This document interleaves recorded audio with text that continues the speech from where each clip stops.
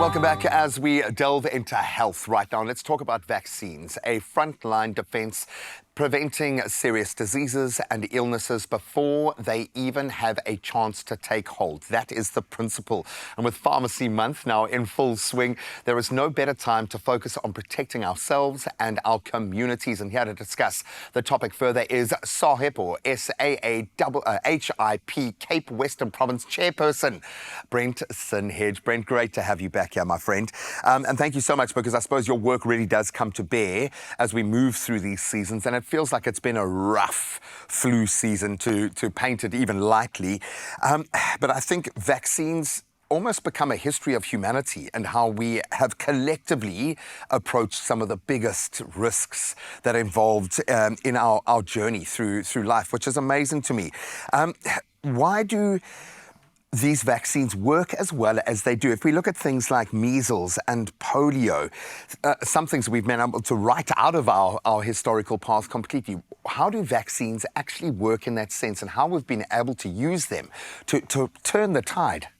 So vaccines are developed specifically for a specific type of virus, and depending on the way that virus mutates or doesn't mutate and the rate at which it mutates, we're able to create vaccines that can either give you a protection or immunity for a year, and then as that virus mutates, we will create new vaccines going every year. And then other ones like measles and polio, we are able to provide lifelong protection with. For measles, for example, you'll get your first vaccine when you're 1 year old, and a booster, badge of honor. Yeah, and then your booster when you're 5, and that actually gives you lifelong protection. Are we close to getting? I suppose the nature of a flu virus would almost make it impossible, but through my uneducated mind. But are we close to getting to a point where you can have a one-size-fits-all flu vaccine?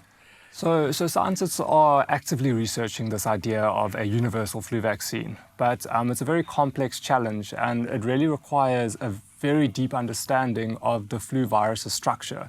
And not only that, but how is our body going to react to this vaccine or to this virus?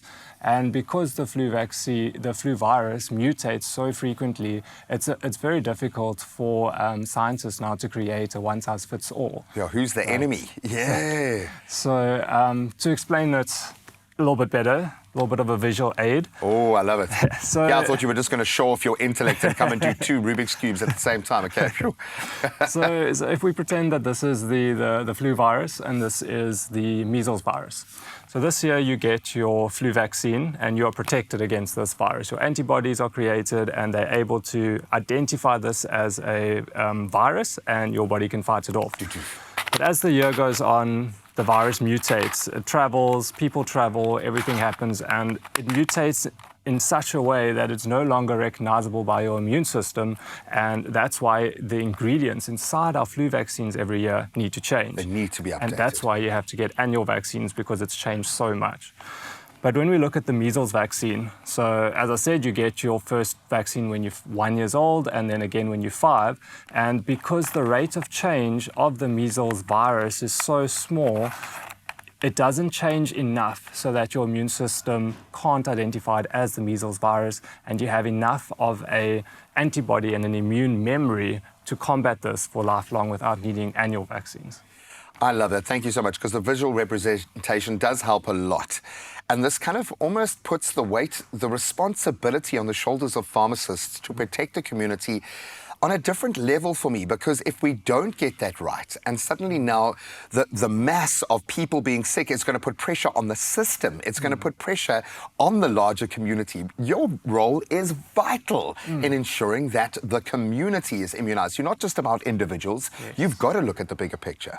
Yeah, so pharmacists are very crucial when it comes to immunization and vaccination, and with additional training and qualifications, some pharmacists are able to administer a wide range of services, and this really helps to increase vaccination rates as well as promote public health. And a lot of community pharmacies actually have an on-site clinic, either with a nurse or a pharmacist who will administer these vaccinations. And they're able to administer all the vaccinations for babies and children, such as your measles, mumps, rubella, your HPV for the prevention of cervical cancer, which is very important in young girls. For sure. And then also the influenza virus for your at-risk population, such as your elderly, the ones, people with comorbidities or immunosuppressed patients, those that have HIV or other diseases like that. As you hear, you are sane, you are super intelligent, and you are probably the most plugged-in person when it comes to vaccines. And already I have this natural resistance, this hesitancy, because we have so many conspiracy theories, and I suppose a natural, maybe that's not a bad thing to have when treating your body and dealing with medicines. But what advice do you have for someone who is resistant or hesitating when it comes to this vaccine space?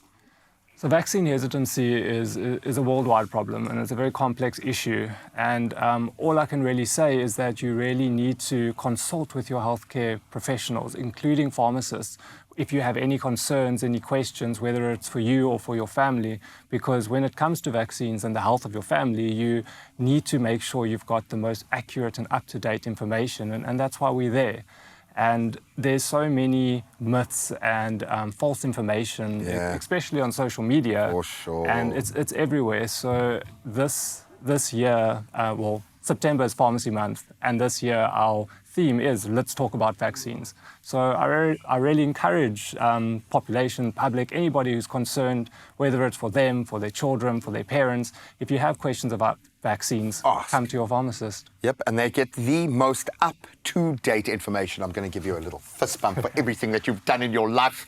Absolutely brilliant. We rely so much on our pharmacists. I think we need the year of the pharmacy, not just Pharmacy Month, but with Pharmacy Month wrapping up in just about a week. Let's continue to celebrate by recognizing the amazing pharmacists who work tirelessly to keep us healthy collectively in proud partnership with Adcock Ingram OTC, the sponsors of Brave.